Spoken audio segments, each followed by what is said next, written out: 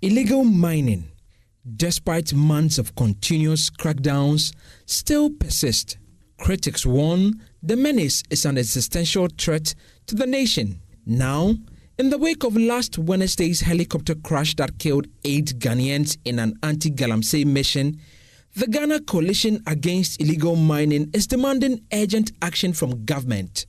Conveners of the One Ghana movement, Senyo Husi, Arocha Ghana's Deputy Director, Darrell Bosu, and UTAC President, Professor Mamudu Akudugu, speaking on PM Express, all called for government to honor the memory of the 8 by fighting illegal mining head-on. His Excellency the President, I believe, has been hit more than anybody. His relationship with the likes of Omani and Co. For me, he has lost a heartbeat. It is personal to him. That's why when he says the loss is personal to him, he meant it in every way. So it was no awakening at all that ever existed. As for this one, it's an awakening for everybody.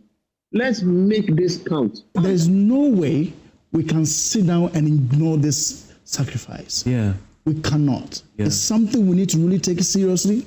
If we were thinking of just going to let this responsible cooperative mining just go on as just like the community mining was, then this should be the turning point.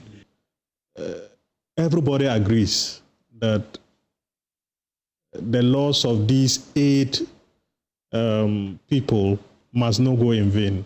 Convener for the Ghana Coalition Against Galamsey, Dr. Kenneth Ashigbe, says the president must act without delay.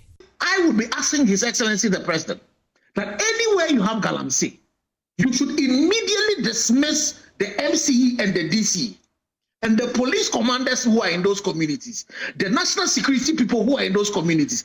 After you've dismissed them, immediately you need to interdict them and start investigating them for complicity.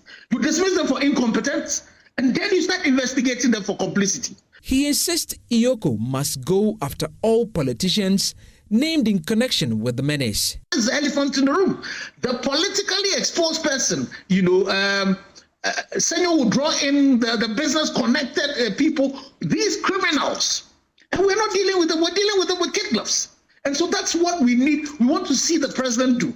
And so the head of Iyoko, I'm not too sure why is it that when he came to Wuntumi, there was a show of it. And he was called. Why is it that we've not seen Yamin and the third deputy vice president of the NDC also arrested and the investigations being carried out? The coalition earlier secured a signed pact from presidential candidates to fight Galamsey. Last month, UTAC gave government 90 days to act. Professor Akudugu says they will shut down tertiary education if nothing is done and the pact remains ignored. If this doesn't trigger the kind of decisive action that is required to get us to the promised land, as usual, UTAC will definitely advise itself. And if it requires that we close the system to get things done before we open up, we will do that. The coalition says this tragedy must mark a turning point in Ghana's fight against illegal mining.